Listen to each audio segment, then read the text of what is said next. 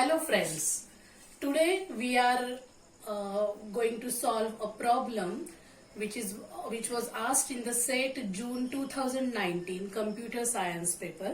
This problem is based on the operations research topic transportation problems. It is question number 9, SET June 2019 question number 9. This is from SET A. Okay, the question is there are 3 sources and 4 destinations, and at the end you can see the supply column, at the bottom you can see this demand row, and it is asked to find, they have asked to find the IBFS, that is initial basic feasible solution by Vogel's approximation method. And the options are A 36, B 32, C 40, D 28. So let us see how to solve it using VAM. Before actually solving it using VAM, we will check whether the given transportation problem is balanced or not. Now what do you mean by a balanced transportation problem? The total supply is equal to total demand, then the transportation problem is said to be balanced. So here the supply quantities at 3 sources are 5, 2, 3, that makes 10, and the demand quantities at 4 destinations are 3, 3, 2, 2. The total of these demand quantities is also 10. Therefore the given transportation problem is a balanced transportation problem. So we can start finding IBFS using VAM. Let us see how to solve it using VAM. So in VAM, we calculate certain numbers which are called as row penalties and column penalties. Let us see how to calculate these penalties. We select, for rows, we select the smallest element from each row and the next smallest element, and we write the difference between the two as the row penalty of that row. Similarly, in every column we will find the smallest entry and the next smallest entry, and difference between them we will consider as column penalty. If there is a tie in the smallest entries, then the penalty will automatically become 0. So let us see one by one. Now we are calculating the first set of row penalties and column penalties. Now in the first row, the smallest entry is 3. The first smallest entry is 3 and the next smallest entry is 4. Therefore, the difference between 3 and 4 is 1. So the first row penalty is 1. Now in the second row, you can see there is a tie in the smallest entries. First smallest entry is 2 and the second smallest entry is also 2. The difference between the smallest entries is 0. Similarly, in the third row, if you see, the first smallest entry is 3 and the second is also 3. The next, it is not first the location wise, but in general if you see, the smallest entries are 3 and 3 wherever they are. Therefore, their difference is 0. So this is how we have calculated the row penalties. Similarly, we will calculate the column penalties now.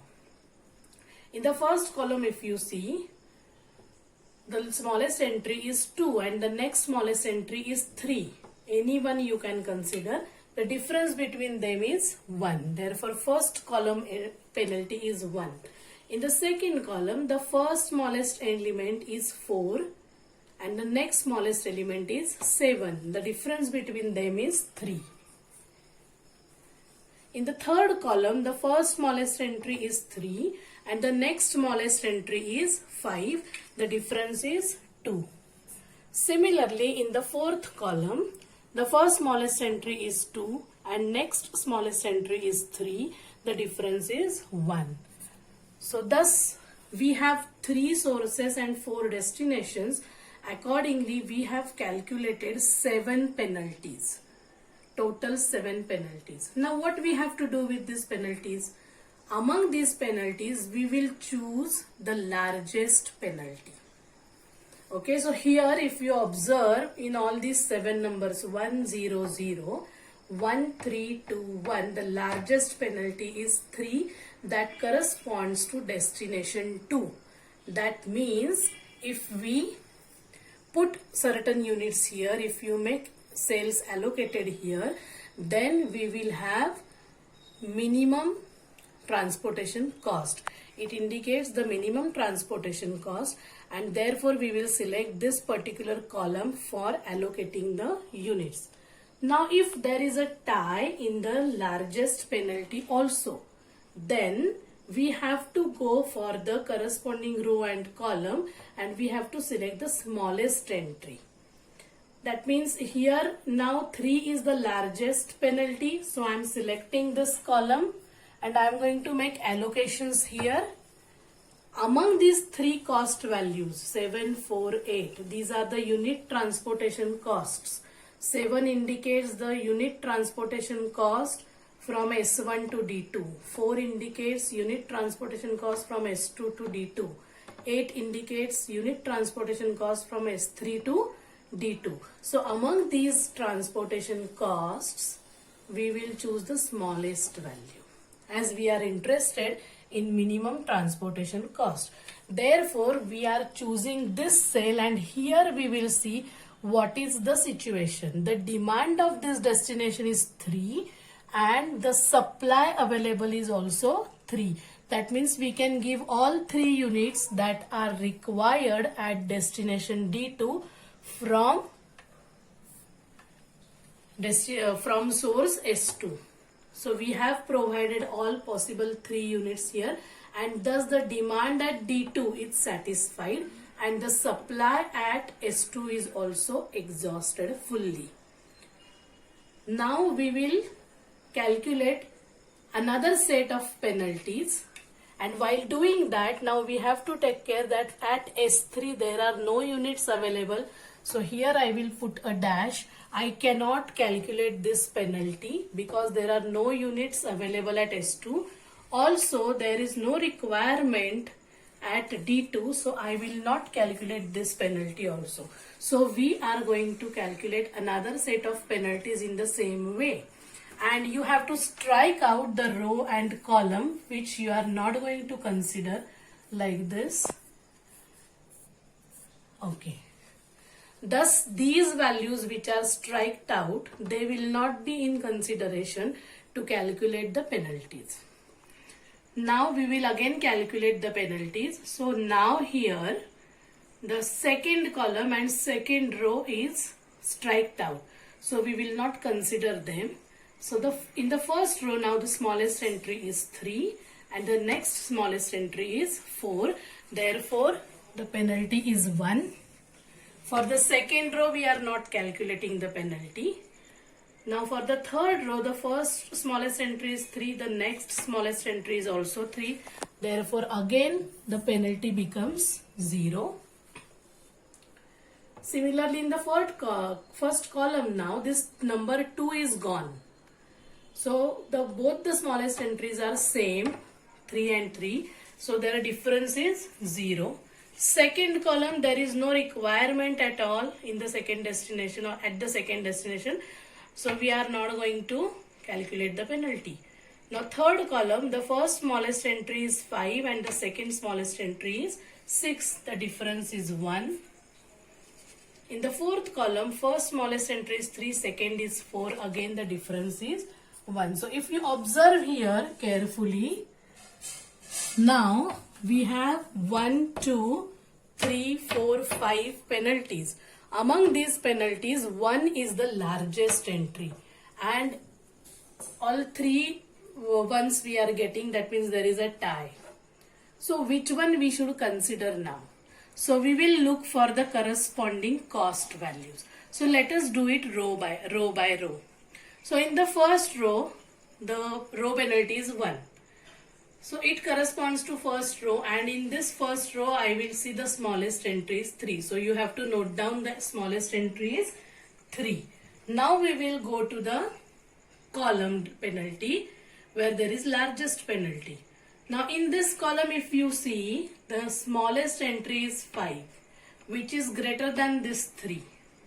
So we will not consider this column for allocations right now. We will go to check the next column. In this, now this corresponds to 4th destination and the least cost is 3 here. 3 and 4, between these two values the least cost is 3. Now D4 corresponds to this 3 least value, and in S1 also the least value is 3. So there is a tie in the least values also. So which 3 we should consider? We should consider that 3 where we can put maximum allocations. So if you observe here, at D1 the demand is 3 units and supply available is 5 units.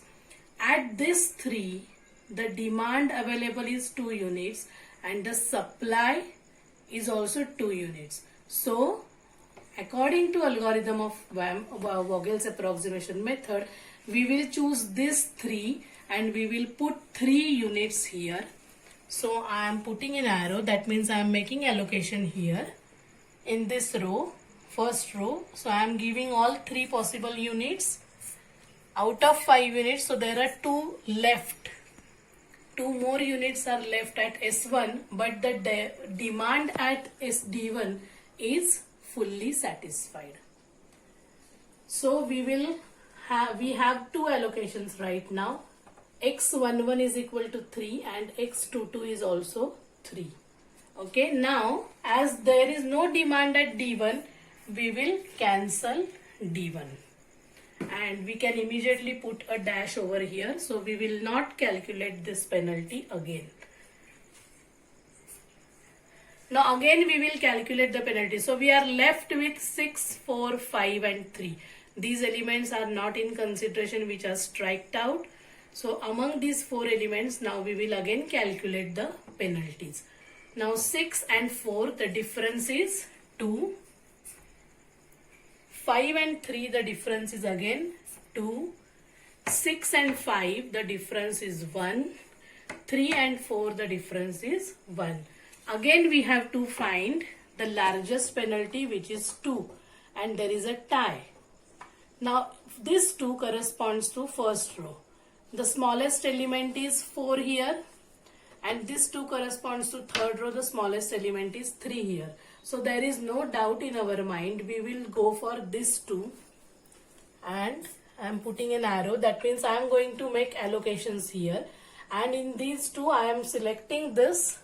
So 2 units are required and 2 units are available also. So I am giving all 2 units. Thus the supply at S3 is exhausted and the demand at D4 is also satisfied. So now we will cancel this row as well as this column. So next time we don't have to calculate the penalty again. Now here I will just make an adjustment. So now we are left with only 6. If you see here, we are left with only number 6. We do not require to calculate the penalties, but we will just make use of common sense that this demand is satisfied, this demand is satisfied, this demand is satisfied.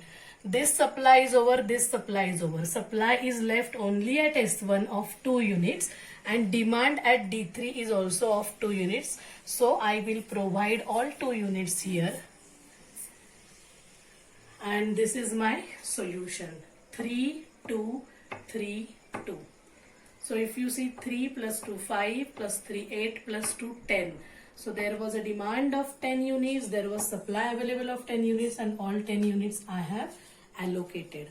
So my final answer would be, let us see the final answer and let us decide whether it is a non-degenerate IBFS or not.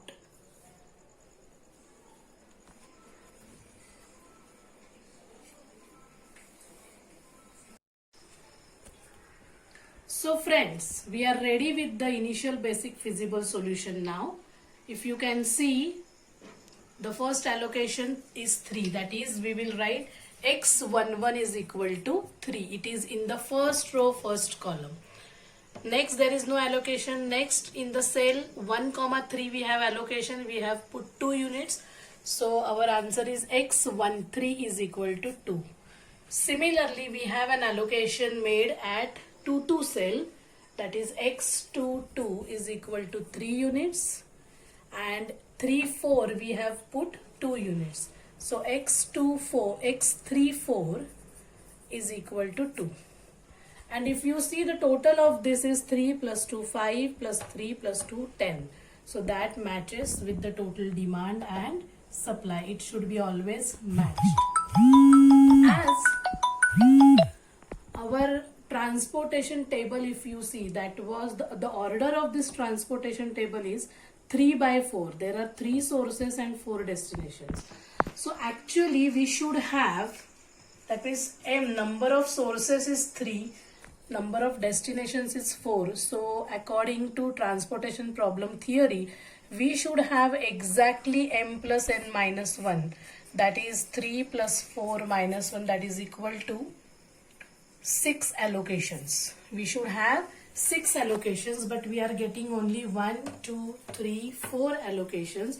Therefore, this is